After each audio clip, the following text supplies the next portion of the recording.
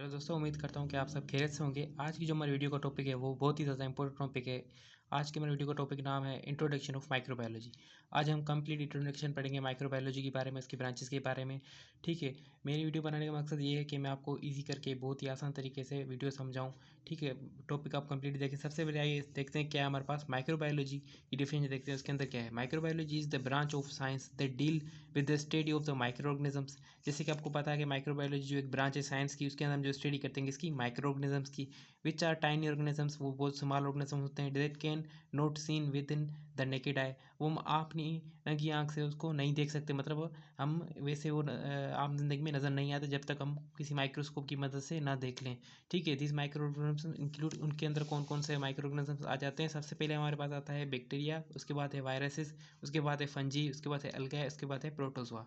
तो दोस्तों, जो मैं आपको वीडियो बता रहा हूँ माइक्रोबायोलॉजी की डेफिनेशन, ये बहुत ही शॉर्ट और इम्पोर्टेंट डेफिनेशन लिखी हुई है। अगर आप वीडियो को कंप्लीट देखते हैं तो ही आपको ये वीडियो समझ में आएगी। आगे देखते हैं हमारे पास क्या है। Microbiology explore their structure, function, classification and how they interact with their environment and other organisms. ठीक है, तो बेसिकली माइक्रोबायोलॉजी का मतलब क्या है कि वो एक्सप्लोर करती है कि उसके जो बैक्टीरिया है, वायरसेस, फंजा है, जितने भी जो माइक्रो ऑर्गेनिजम्स हैं प्रेजेंट होते हैं दुनिया में, उनको इन्वायरमेंट्स के ऊपर क्या रोल होता है, या हमारे जो जानदार है ऑर्गेनिजम्स हैं उनके ऊपर क्या रोल होता है। ठीक है, अब हम बात करते हैं किसकी। सबसे पहले हमारे पास होता है क्या है, बैक्टीरियोलॉजी। अब बैक्टीरियोलॉजी क्या होती है, इसके अंदर डेफिनेशन देखते हैं। It is the study of bacteria which are single cell called organisms cannot be found in variety of the environment from the soil to human body।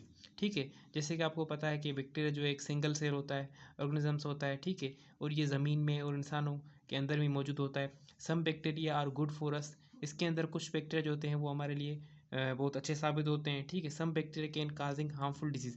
लाजमी बात नहीं है कि कुछ बैक्टीरिया हमारे लिए अच्छे साबित हो, सारे बैक्टीरिया अच्छे हो, नहीं, तो कुछ हार्मफुल भी हो सकते हैं। जैसे कि ट्यूबरकुलोसिस फॉर एग्जांपल, टीबी वगैरह, जो टीबी काज करते हैं, या नमूनिया नमूनिया वगैरह। तो ये सारी हमने बात कर दी बैक्टीरियोलॉजी की, और सबसे पहले हमने पढ़ा माइक्रोबायोलॉजी की डेफिनेशन का। ठीक है, आगे देखते हैं हमारे पास क्या है इसके अंदर।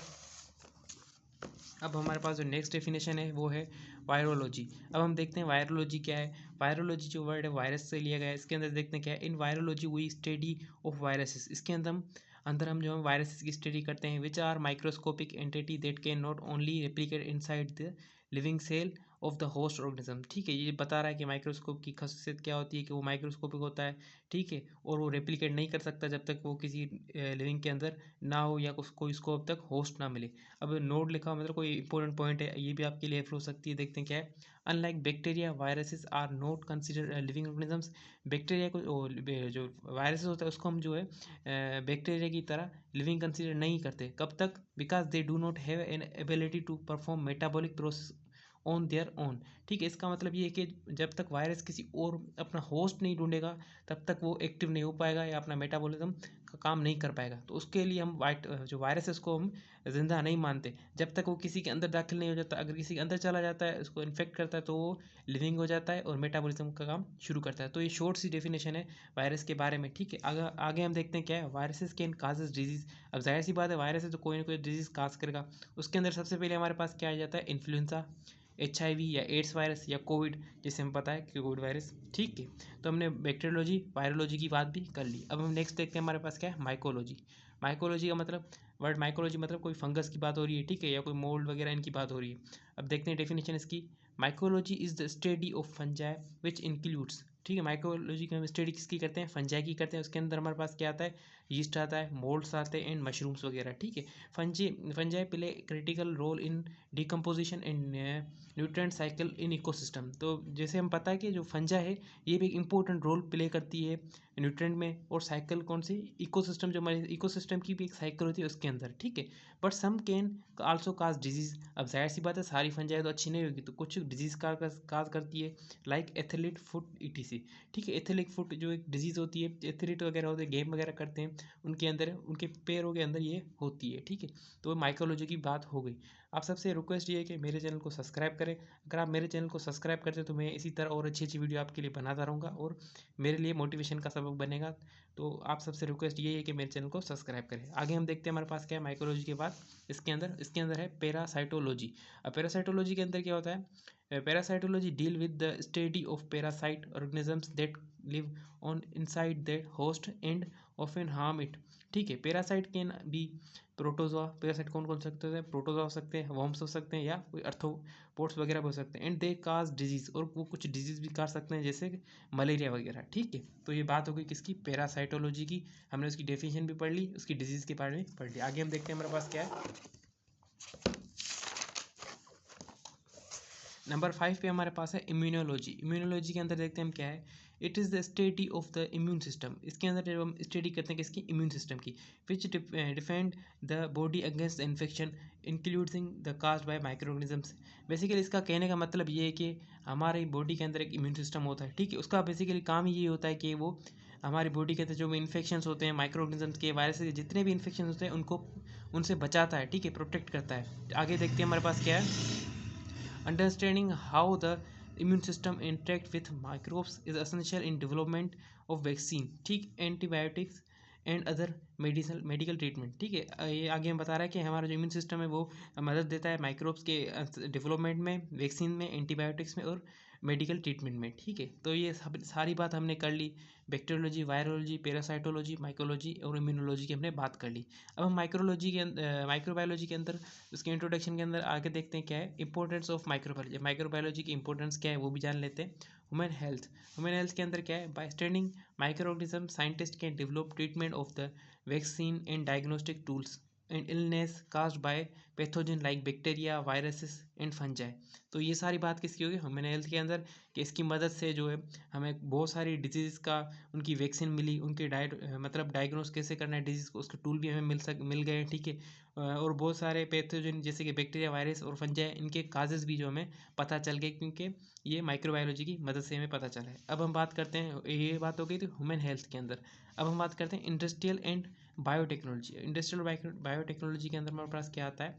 माइक्रोबायोलॉजी या micro organisms play a vital role in industrial such as food production, जैसे कि फर्मेंटेशन। ठीक है, ये भी एक प्रोसेस होता है, इसके अंदर भी बैक्टीरिया वगैरह इनकी ज़रूरत होती है। उसके बाद है फार्मास्यूटिकल्स, जिसके एंटीबायोटिक्स वगैरह जो मेडिकल से रिलेटेड होते हैं, कंपनी वगैरह दवाइयाँ बनाते हैं, उनके अंदर भी ये हेल्प करता है। फिर आता है एग्रीकल्चर या biological pest control and nitrogen fixation, इसके अंदर भी बात हो रही है। ठीक है, एंड बायोटेक्नोलॉजी मतलब जेनेटिक इंजीनियरिंग वगैरह। तो ये सारी बात किसकी हो गई? इंपॉर्टेंस ऑफ माइक्रोबायोलॉजी की। आगे देखते हैं हमारे पास क्या है। एनवायरमेंटल माइक्रोबायोलॉजी, इसके अंदर क्या है? Microbes are involve in biochemical cycle including carbon nitrogen cycle. ठीक है, या सल्फर साइकिल। तो ये सारी बात हो गई किसकी? इन्वायरमेंटल के हिसाब से। अब हम बात करते हैं किसकी? Research and advancement. रिसर्च और एडवांसमेंट में हमारे पास क्या आता है? Microbiology has contributed to scientist advancement including genetic research, drugs discovery and the development of the antibiotics technique like PCR, polymerase chain reaction। तो इसके अंदर बेसिकली बात ये हो रही है कि इसका जो है रिसर्च के अंदर और एडवांस्ड लैब के अंदर भी इसका बहुत ज़्यादा रोल है माइक्रोबायोलॉजी का। इसकी मदद से हमें PCR की टेक्निक के बारे में पता चल सका, और कुछ ऐसी ड्रग्स भी उनकी है जो हमें डिस्कवरी का पता चल सका। नंबर 5 में हमारे बात क्या है? Antibiotic resistance. अब एंटीबायोटिक रेजिस्टेंस के हमारे पास क्या आता है? One of the challenge in modern medicine is the rise of antibiotic resistance of bacteria. इसके अंदर बेसिकली क्या होता है? Over use and misuse of antibiotics have lead to the evolution of the bacteria that are resistance to commonly use of drugs. Basically antibiotic resistance का मतलब ये है कि इसकी वजह से हमें जो पता चल सका कि हम बहुत सारी मेडिसिन लेते हैं, दवाएं खाते हैं, उनका यूज़ किस तरह करना है और मिस यूज़ होता है, तो उस बारे में भी हमें ये माइक्रोबायोलॉजी की इंपॉर्टेंस की वजह से हमें पता चल सका। अब लास्ट में जब हम इसकी बात करेंगे वो हम करेंगे कंक्लूजन सारी बातों का। कंक्लूजन हमारे पास बहुत शॉर्ट सा मैंने लिखा है। Microbiology is an essential field that help understanding the invisible world of the microorganisms. ठीक है, माइक्रोबायोलॉजी जो एक एसेंशियल फील्ड है, बहुत ही ज़्यादा इंपॉर्टेंट फील्ड है। ये हमें मदद करती है अंडरस्टैंड करने में जो invisible world of microorganism. Microorganisms की भी एक दुनिया होती है, बहुत सारे माइक्रोऑर्गेनिजम्स है जो हम नहीं देख पाते, अमूमन तो हम देख ही नहीं पाते, सिवाय माइक्रोस्कोप के, और माइक्रोस्कोप की मदद से देखते हैं। ठीक है, तो ये बहुत ही ज़्यादा इंपॉर्टेंट रोल प्ले करती है इनविजिबल वर्ल्ड के अंदर। ठीक है, from their role of human health, जैसे आपने पीछे सारे जो ह्यूमन हेल्थ के इंपॉर्टेंस थे वो आपने पढ़े। ठीक है, and disease to importance in industrial में रोल भी आपने पढ़े, इन्वायरमेंटल प्रोसेस और इन्वायरमेंटल भी प्रोसेस आपने पढ़े। तो उम्मीद करता हूँ कि आपको ये वीडियो पसंद आई होगी। वीडियो आप कंप्लीट देखें, मेरे चैनल को सब्सक्राइब भी लाजमी करें और जितना हो सके इस चैनल को शेयर करें, तो मैं इस तरह और अच्छी अच्छी वीडियो आपके लिए बनाता रहूँ। तो आप सबसे यही रिक्वेस्ट है कि वीडियो कंप्लीट देखें और अपने कमेंट में लाजमी बताएं कि वीडियो आपको कैसी लगी।